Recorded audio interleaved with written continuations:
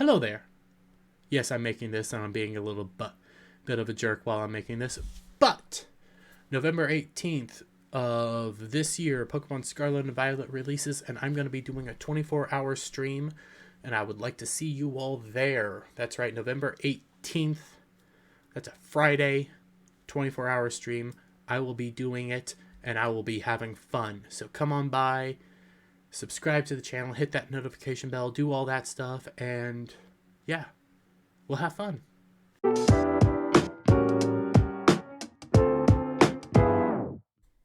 So, mainly, I'm here on a Kotaku.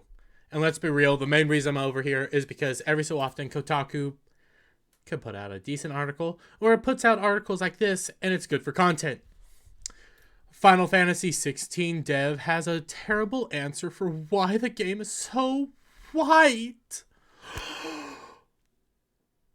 They're so white. Noki Yashida feels the racial diversity would be a violation of narrative boundaries. So, in reading this article, and I know not very much about 16, but I learned a little bit through this article, and I kind of agree with Naoki Yoshida's reasoning. But even though I agree with his reasoning, he put himself in this situation. Well, granted, not himself, but Square Enix put themselves in this situation with their latest touts of, hey, we're focusing on a global audience now. So long, Japan. We're focusing on a global audience. Yeah, because of that, this situation here is all your fault. So I'm going to read this article. I'm going to talk about this article. We'll dissect that. Actually, I side with Naoki Yoshida over here, and I think this article is just them having a spurg moment because I can't stand anything that isn't all Wakanda forever. Let's be real. They just want Wakanda. They can't stand the fact that, hey, there's a show set in medieval times Europe and that it's all white. And then they try to say, well, there was a few black people there. Anyways, let's get into it. 2 weeks ago, Square Enix released a new story trailer for its upcoming RPG, Final Fantasy XVI. There's just one noticeable problem. There doesn't seem to be a single non-white character in it. What? You know, I hate talking about race.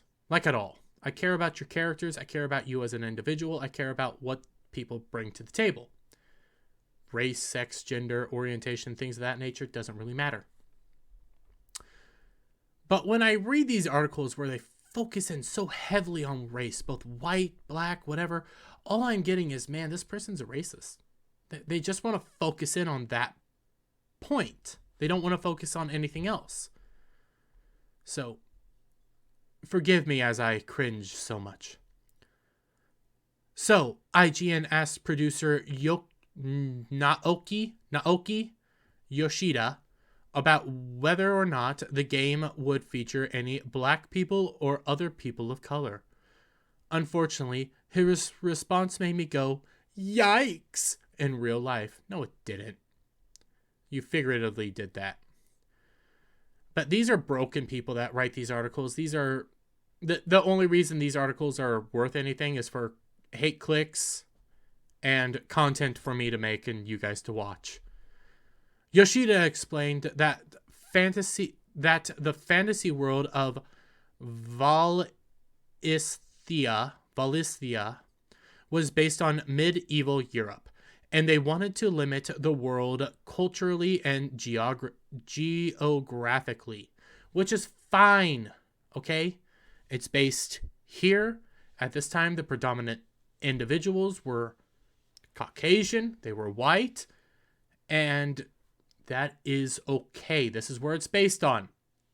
Kind of like how Rings of Power should have been technically that way, and you could have done other races in Rings of Power, but it is what it is. Valisthea was never going to realistically be as diverse as, say, a modern day Earth or even Final Fantasy XIV. That's important. He said as if he was being asked to incorporate every race on the entire planet. But that's what you guys want. So he is being asked to incorporate every race on the entire planet, you dumbass. Shouldn't have cussed yet, but there we go. Ultimately, we felt the while incorporating ethnic diversity into Valisthea was important, and over incorporation into the single corner of a much larger world could end up causing a violation of those narrative boundaries we originally set for ourselves. So they said it, hey, we want it here. It's set in this general timeline, this general aspect of things. How do we approach this? Okay. We approach it by putting this here, this here, this here. We gotta cut some people out. Sorry to say that. And that makes sense. And also his reasoning. An over-incorporation into the single corner of a much larger world could end up causing violations of those narrative boundaries. What he's saying is, hey, we can't put too many of somebody who shouldn't be in this general timeline.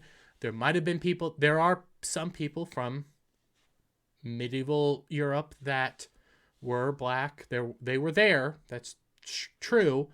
But we can't put too many of them, so let's not focus on the diversity. Let's focus on the story. Well, again, Square Enix, you dug your own hole here, so gotta sleep with it. Which begs the question, why did they enforce a whites-only boundary in the first place? Because it's a fantasy story. And Square Enix, you did this to yourselves, guys. After acknowledging that the real world is more diverse than Valisthea, I'm probably still saying that wrong, Valisthea, he continued, the story we are telling is fantasy, yes, but it's also rooted in reality, as all fantasy is. You pick a corner of the world, you pick this, you pick that. Normally it's based in medieval Europe. Let's be real. Fantasy is normally based in a form of medieval Europe. Knights, sorcerers, dragons, things of this nature. So, when you set that, you want to have it somewhat realistic. So you have humans, you have what people look like around this time, you have similar armor, things of that nature. That's okay. That's what he's meaning. Not this whole racist worldview that you guys all have. Which is it, Yoshida? You can't say that your fictional world isn't bound to reality and then use reality to explain why black people can't exist in Valisthea. Pick a struggle and stick with it, please. Oh, lordy, lordy, lordy. These people are broken. What's really frustrating about all of this is that black and brown people have always existed in medieval Europe. Yes, there were a few black and brown people throughout medieval Europe. They were uber minorities, and they were not all, but a lot of them were, let's be real, slaves. Some of them were not. Some of them actually were aristocrats and people like that, but you start getting to this weird semantic area where, well, let's just get into it, because they start trying to point towards one thing, but then the reality is something different. If the creative leadership had done more research or checked their biases, then they might have noticed that black people have been living in Britain for 2,000 years. Very small amounts, and then when they became larger amounts, they were slaves. Or that some black Europeans were canonized in the Holy Roman Empire. We're starting to see where the majority of the black individuals were during medieval Europe. Or realize that, I tried to say this earlier and I still had trouble. Iberia was under Islamic rule for approximately 500 years. Okay, yes, it might have been under Islamic rule, but a lot of those people were still white. And that is still more in southern Europe. In fact, I did a little bit of research, and through my research, and there might have been, maybe a handful of black people in North Europe, but the predominant amount of black people, even though they were still the minority groups, major minority groups, they were within South Europe. So when you think about medieval Europe, what do you naturally think of? You don't always think of Italy, even though Italy had its own medieval time. You think of, or the Roman periods, you think of Britain, you think of France, you think of Germany, you think of Scotland, you think of Ireland, you think of these areas for the medieval times. Sword swinging, things of that nature. So you go to those regions. What were the predominant groups? They were Caucasian. I hate to break that to you.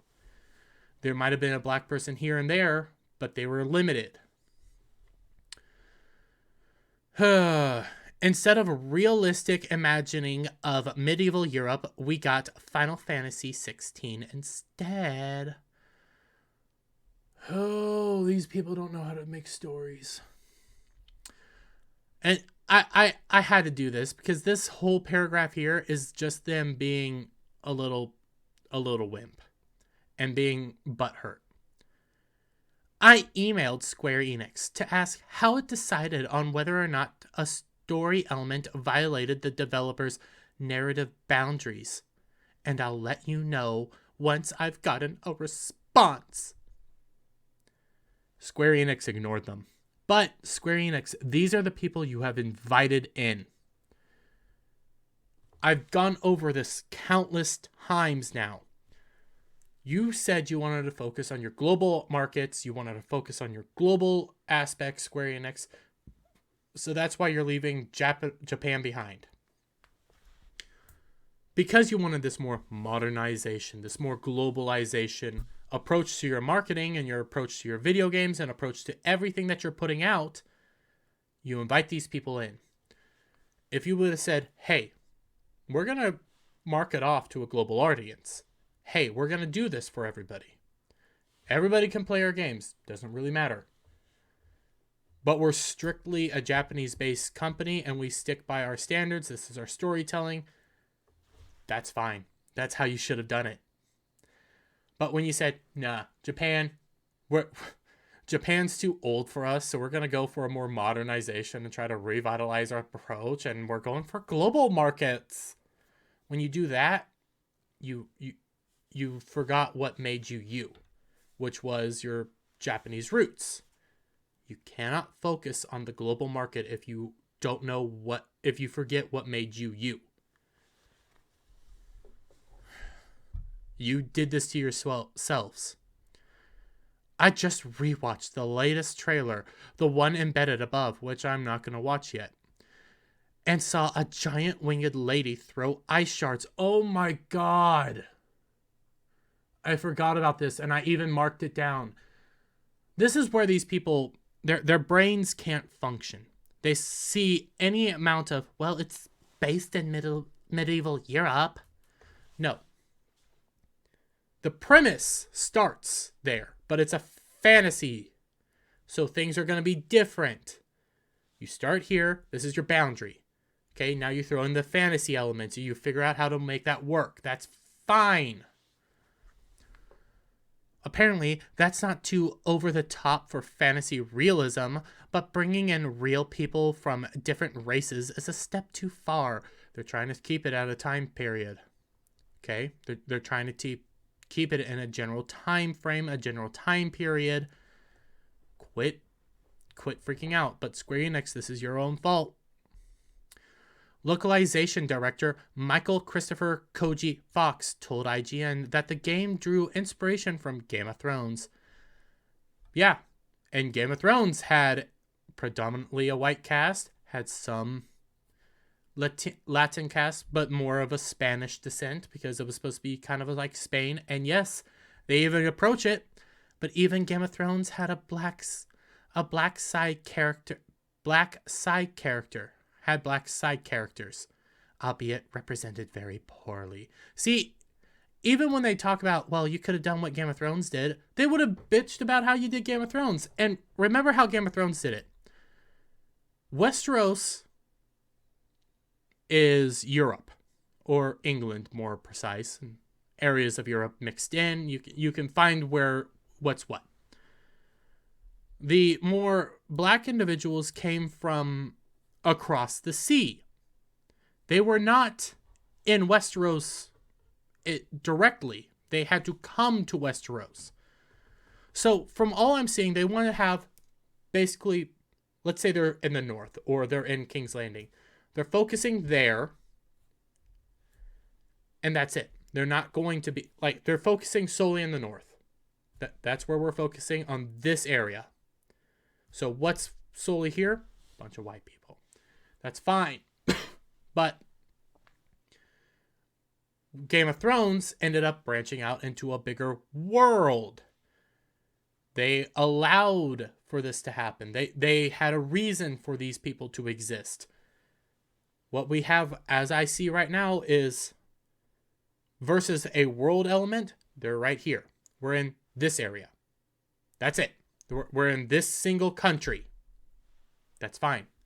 That's what I'm taking from this. I could be wrong. This could be a giant global thing. Final Fantasy XVI might be worse about representation than one of the most white bread shows on prestige television. Did this to yourself, Square. Did this to yourself. So why did the developers decide to include only white characters in the trailer?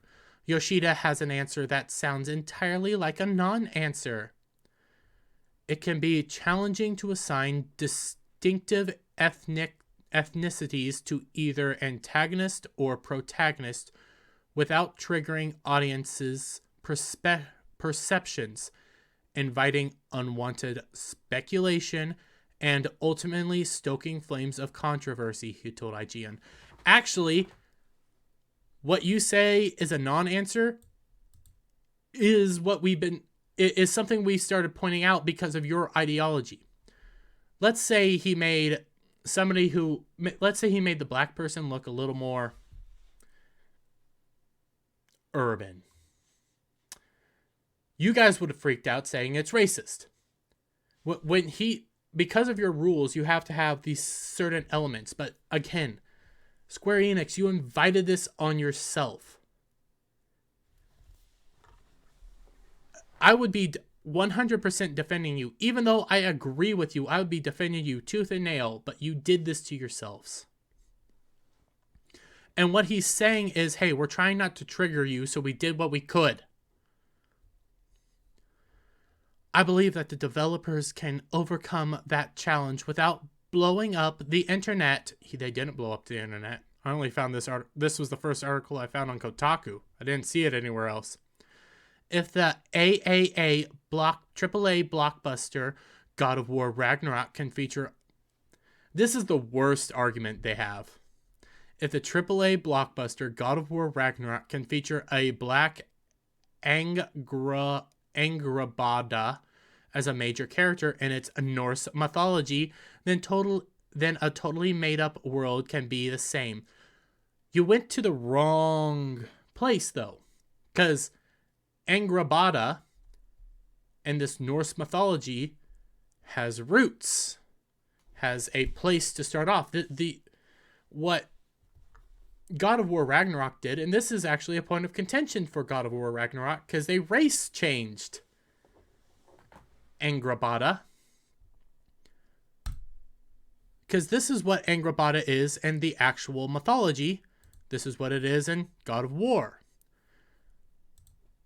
So when you race change a already set character who might be mythology, but it's set to be, hey, this is what it is. That's a bad example. You could have gone back to Final Fantasy and said, hey, in 14 you have these people. Your example here is awful because that is your example there is just awful. Let's say it, leave it at that, because Angrabata actually has a real life counterpart. Well, a real life form in mythology. Final Fantasy is making this all up, basically making this world up. Especially if the developers are looking to make Final Fantasy into a modern franchise that feels fresh to newcomers to the series. Here it goes. They start going into exactly what Square Enix did. You guys set this up to yourselves. You played into this market, this is what you get. These new quotes make me feel very cynical about Yoshida's comments from a previous interview. In August, he said that he wanted to revitalize the Final Fantasy series, which had become mired in its own long-standing tradition in terms of whether Final Fantasy is successfully adapting its industry trends. I believe the series is currently struggling. He said in the interview with Inverse, "You know what doesn't help with trying to make Final Fantasy not feel like it's over 30 years old? Giving fans an all-white cast that runs counter to both industry standards and actual history." All this writer of this article is conflating what he was saying, though. What he says is, hey, realistic fantasy. So it's a fantasy element. Let's say he chose Germany as the basis. Germany and France at the medieval time, predominantly white. Throw fantasy elements in there. There we go.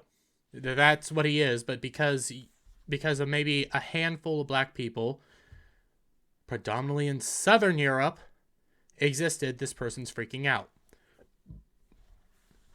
For all those, Yoshida is lauded for being the man who saved Final Fantasy franchise. His creativity is also limited by genre that has never been fair to black and brown fans around the world. And here it is.